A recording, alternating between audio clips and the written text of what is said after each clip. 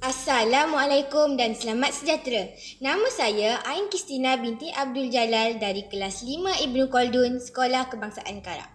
Pada hari ini, saya ingin menceritakan kepada kamu semua sebuah kisah yang bertajuk Tiba-tiba Todak Menyerang. Kisah ini diterbitkan oleh syarikat Norli Publishing. Buku ini dicetak pada tahun 2011 dan buku ini juga dikarang oleh Ghazali Ngah Azia. Buku ini mengandungi pelbagai teladan dan moral yang boleh kita perolehi. Ceritanya bermula pada suatu hari yang indah di pantai Singapura. Beberapa nelayan sedang menyirat pukat manakala kanak-kanak riang gembira bermain pasir di pantai. Alangkah gembiranya kanak-kanak itu bermain pasir di pantai yang bersih. Sesungguhnya mereka tidak pernah terfikir akan berlaku satu malapetaka. Sedang kanak-kanak kecil itu leka bermain di pantai, mereka dikejutkan dengan serangan ikan todak. Serangan ikan todak datang dari arah laut yang menjunam. Ada yang terdampar di pantai, ada yang terlanggar batu dan ada juga yang terlanggar di pokok ru. Kenapa ikan todak ini menyerang ke pantai? Tanya Pak Kamal. Entahlah, sebelum ini tidak pernah pula berlaku serangan sebegini, sampuk rakan-rakannya. Pak Kamal segera mengarahkan kanak-kanak kecil untuk mencari tempat perlindungan.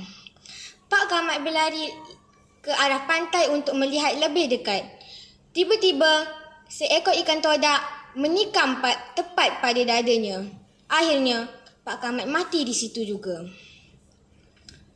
Mendengar perihal ikan todak ini, sekalian pembesar juga turun ke pantai untuk melihat keadaan.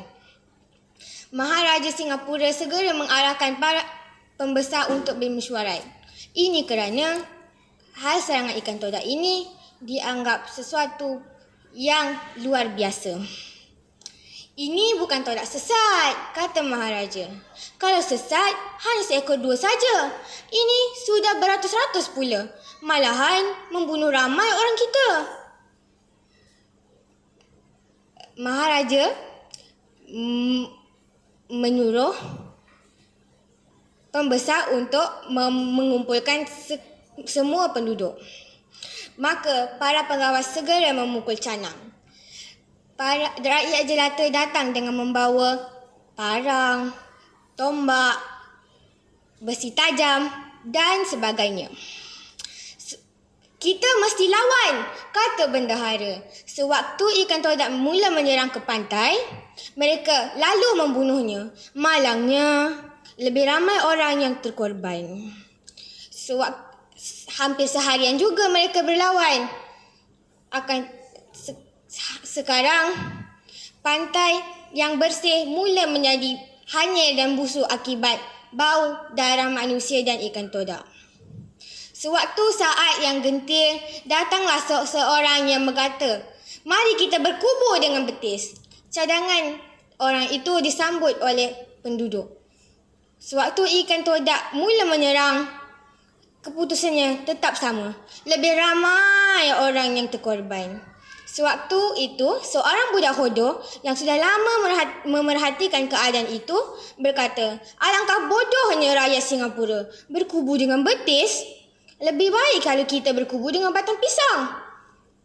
Para penduduk yang berada di situ tercengang sebentar.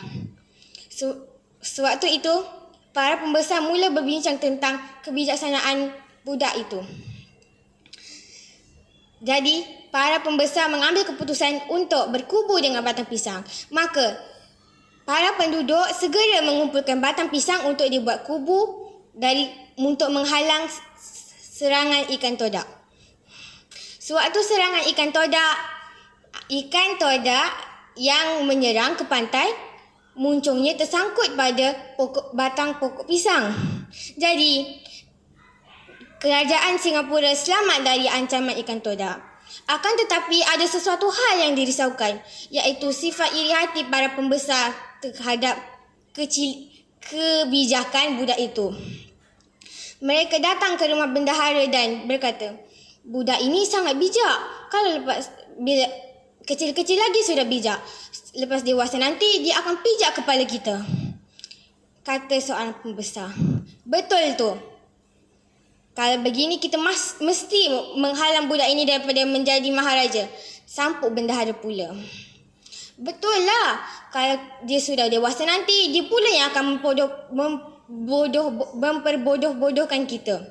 Sampuk pembesar itu lagi. Selepas mereka berbincang, mereka melaporkan hal ini kepada maharaja.